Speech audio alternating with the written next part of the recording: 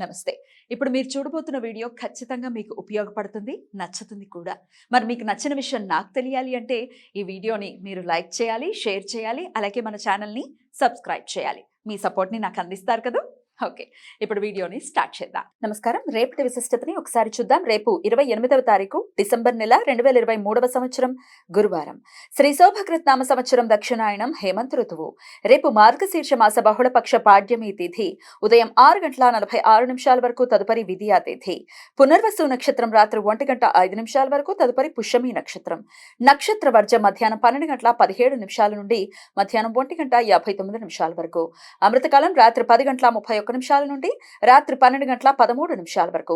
హైదరాబాద్ ప్రాంతం వారికి రేపు సూర్యోదయం ఉదయం 6:45 సూర్యాస్తమయం సాయంత్రం 5:51 చంద్రోదయం సాయంత్రం 7:03 చంద్రాస్తమయం ఉదయం 7:51 అభిజిత్ ముహూర్తం పగలు 11:55 నుండి మధ్యాహ్నం 12:40 వరకు. దుర్ముహూర్తం ఉదయం 10:27 నుండి ఉదయం 11:11 వరకు.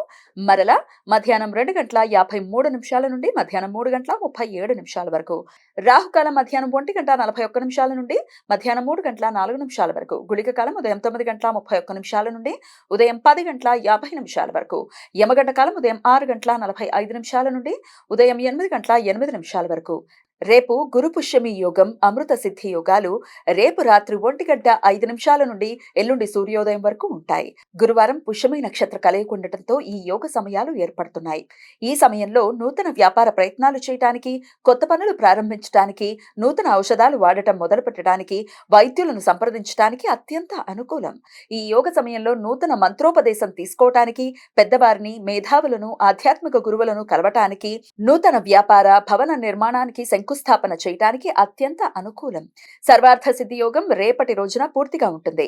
ఈ యోగ సమయాలలో నూతన వ్యాపార ప్రయత్నాలు చేయడానికి, కొత్త పనులు ప్రారంభించడానికి అనుకూలం. ఈ సమాచారాన్ని మనకు అందించిన వారు మేడికొండూరు విశ్వనాథ్ ప్రసాద్ గారు.